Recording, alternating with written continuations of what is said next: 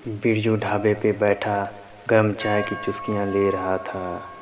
उसे महसूस हुआ कि आसपास बैठे सभी लोगों का ध्यान उसी की तरफ था। उसने मुड़कर देखा तो सबने अपनी नज़रें इधर उधर कर लीं। बिरजू को अब वहाँ बैठने में असहज लग रहा था और उसकी चाय भी खत्म हो चुकी थी। उसने इशारे से लल्लन को बुलाया। चाय खत्म हो गई भैया, थोड़ी और ले आऊं? नहीं, ये ले चाय के पैसे। वैसे साल भर बाद आना हुआ, कोई ज़रूरी काम था क्या भैया? क्यों? अपने ही गांव में आने के लिए मुझे किसी खास वजह की ज़रूरत कब से पड़ गई?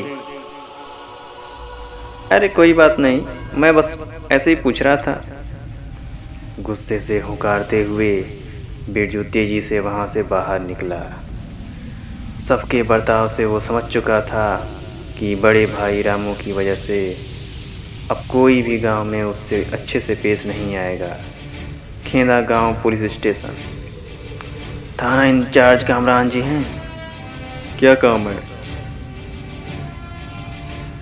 अरे बिरजू, तुम यहाँ आओ, मेरे कैबिन में बात करते हैं। जरा 2 चाय अंदर भिजवाने के लिए बोल देना। जी साहब। मैंने सुना है कि तुम्हारी शहर में अच्छी नौकरी लग गई है।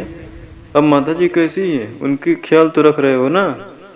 माँ ठीक हैं, बस कभी कभी भैया को याद करते करते रो देती हैं। उन्हें समय दो, ऐसे घावों को भरने में वक्त लगता है। वैसे तुम 1 साल बाद किस मकसद से आए हो? वापिस आने का तो एक ही मकसद है। मैं पता लगाने आया हूँ कि मेरे भाई की मौत का जिम्मेदार कौन है। तुम्हें पता है कि रामू के साथ क्या हुआ था? वो अपनी लापरवाही की वजह से देवता के क्रोध का शिकार बना था। बिरजू हल्का सा मुस्कुराया। अब वापस से शुरू मत हो जाइए कामरान जी। आपको वाकई में लगता है मैं पिशाच देवता जैसी बकवास बातों में विश्वास करूंगा? तुम यहाँ बहुत कम रहे हो बिरजू। अपना पूरा बचपन तुमने दूसरे गांव में अपने मामा जी के यहाँ काटा है। फिर आगे की पढ़ाई करने तुम शहर चले गए और वहीं बस गए। अगर यहाँ रहते तो पता चलता कि गांव वाले साल दर साल किस खौफ में जीते हैं।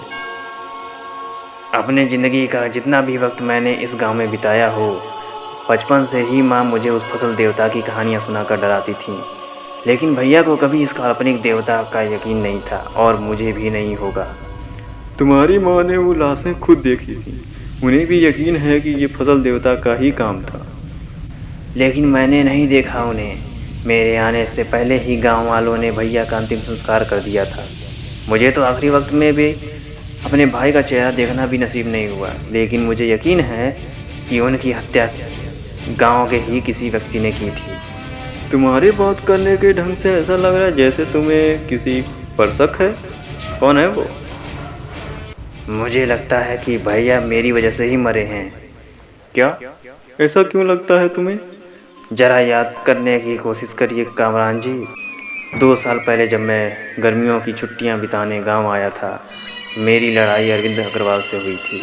हाँ, क्योंकि उनकी बेटी श्रुति के साथ तुम्हारा अफेयर चल रहा था, याद है मुझे।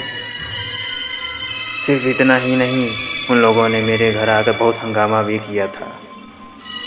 कहाँ है बिरजू? बाहर निकल, आज हम तेरी हड्डी पसली एक कर देंगे। अपने बेटे को बुलाओ। क्या है? क्या किया है बिरजू ने?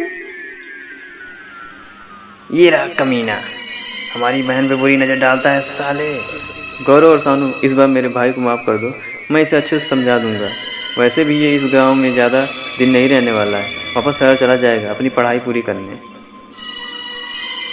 ठीक है रामू, इस बार इस समुद्र को हम जाने दे रहे हैं, लेकिन याद रहे श्रुति के बारे में सपने में भी नहीं सोचेगा, समझा? अगर फिर तूने वैसी कोई हरकत की तो तेरे पूरे परिवार को हम जान से मार डालेंगे। अरविंद अग्रवाल के घर पे।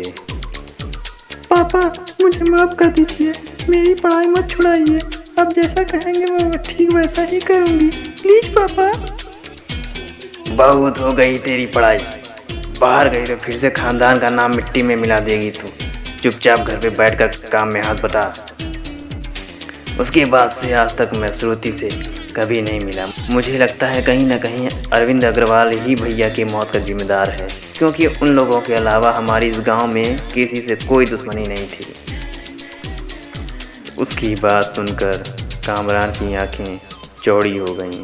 तुम्हें बेकार में ही शक हो रहा है बिरजू। अरविंद अग्रवाल और उसके बेटे बस नाम के शेर हैं। अरे उसने तो आज तक एक मक्खी भी नहीं मारी, वो किसी आदमी को क्या खाक मारेगा। आप भले ही मेरे भाई के गुनहगारों को सजा दिलाने में असमर्थ हुए हैं, लेकिन मैंने ठान लिया है कि मैं उन्हें किसी भी कीमत पर ढूंढ निकालूंगा। उन्हें मैं फांसी के फंदे तक पहुंचा कर रहूँगा, और इसके लिए मुझे आपके मदद की कोई ज़रूरत नहीं है। शाम का वक्त था। खेतों के पास एक मैदान पे बच्चे क्रिकेट खेल रहे थे। छक्का! वाह वाह श्याम, क्या बेहतरीन शॉट मारा है। अरे लेकिन बॉल तो सीधे जंगल की तरफ चली गई। तो क्या हुआ, गोलू बॉल लेकर आएगा। मैं क्यों जाऊं? वैसे भी शाम हो गई और माँ ने मना किया है जंगल की तरफ जाने से। कितना बड़ा है डरपोक है तू। चल एक काम करते हैं, अगर तू बॉल ले आया तो अगले 2 मैच में तुझे ही पहली बैटिंग देंगे। अरे ये डरपोक है, नहीं जाएगा, देख लेना। ये था फसल कॉमिक का चौथा एपिसोड। अगर आपको अगला एपिसोड देखना है तो चैनल को लाइक एंड सब्सक्राइब जरूर करें।